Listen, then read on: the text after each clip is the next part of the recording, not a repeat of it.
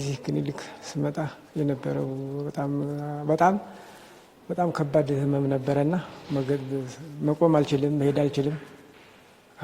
ይሄ እጃቸው ያበጠ ነበር። እንደኔ ይሄ እጅ አይታጠፍም ነበር። እኔ አይታጠፍም፣ እንደዚህ ነበረ። አሁን ይታጠፋል፣ ይነሳል። አሁን እንደዚህ ዕቃ ማንሳት አልችልም ነበር። አሁን ይኸው እንደዚህ በጣም እንግዲህ ከእግዚአብሔር ጋር ደርሶልኛል። እኔ በግሌ በጣም ታምሜ ነበር። በጣም ያመኛል ጨጓራዬን። ሄዳለሁ ጤና ጣቢያ ግን ምንም ለውጥ አላገኘሁም። የበለጠ ጨጓራዬን እያቆሰለኝ ይሄዳል፣ መድኃኒቱ ያቆሰለኝ። እዚህ ቤት ግን መጥቼ በጣም ተፈውሻለሁ። እውነቴን ነው፣ ስለ እውነት እግዚአብሔር በሚያውቀው ኢንፌክሽን፣ የጨጓራ የባክቴሪያ አሁን ሰላም ነው።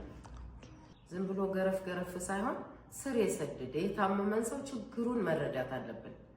እናንተ እኔ እውነቴን ነው በጣም አመሰግናለሁ። እኔ ከምንም ዝቅ ብዬ ነው የማመሰግነው።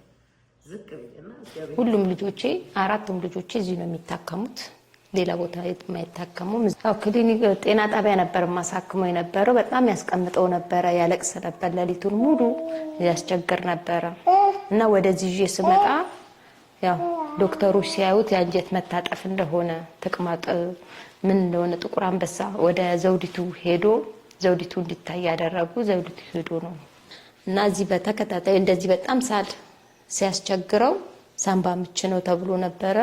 ከዛ ሳምባ ምች እንትን ሲባል ሲመረመር ያው በዛው የልብ ኬዙ ታወቀ። በልብ ኬዙ ምክንያት ያው አሁንም ክትትሉ እንዳለ ሆኖ ቀዶ ጥገና አለው። ቀዶ ጥገና የሚደረግለት ጥቁር አንበሳ ነው። በወረፋ ላይ ነው ያለው። ወረፋ እየጠበቅን ነው። አሁን ሌላ ሐኪም ቤት ስንታከም እንግልት አለው። ከንጽህና ጉድለት፣ ከእንግልት ወረፋ፣ ቀጠሮ ምናምን የሚባሉ ነገሮች አሉ። እዚህ ግን እንመጣለን፣ እንታከማለን።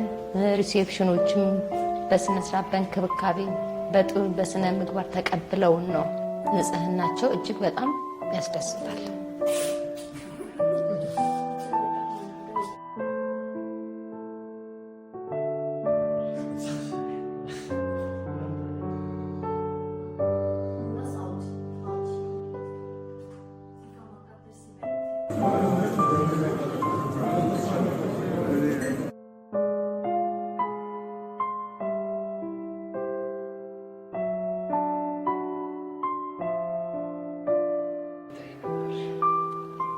ከዚህ በፊት በጣም ያመኝ ነበረ።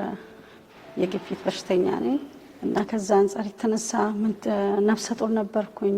ምንትያ ልጆች አሉኝ፣ 2 ምንትያ ልጆች አሉኝ። እርዳታም ካለማግኘት የተነሳ አንድ አይኔ ጠፍቷል።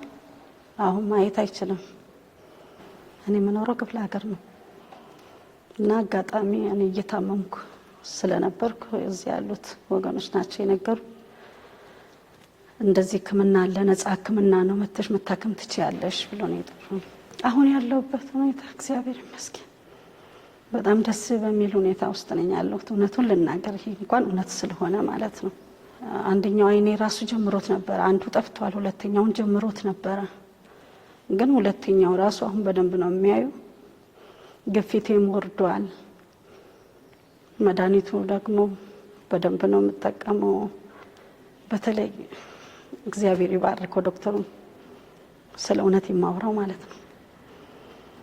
ማድረግ ያለብኝን ይመክር ነበረ፣ መከታተል እንዳለብኝ፣ መድኃኒቱን ተከታትዬ መውሰድ እንዳለብኝ እና ደግሞ በብዙ መንገዶች ነው ይረዳኝ። በፊት ያዞረኝ ነበረ፣ ሰውነቴን በጣም ነው የሚንቀጠቀጠው። እኔ አሁን ድገት የምሞት ነው ይመስለኛል። ወሽ ግን እድሜ ገና እንደሆነ አውቃለሁ። ብዙ መኖር እየፈለኩ ሳልኖር ነው የምቀረው የሚለው ነው ማስበው። እና እንደዚህ ደግሞ የሚቀሩ አሉ፣ መታከም አቅቷቸው ድንገት የሚሞቱም አሉ፣ ከኔ ባሱ ማለት ነው። እና ለነዚህ ነው ይህን ደግሞ የሚያደርጉ ከፈጣሪ ያገኛሉ። እርግጠኛ ነኝ መልካምነትን የሚከፍል ክርስቶስ ነው።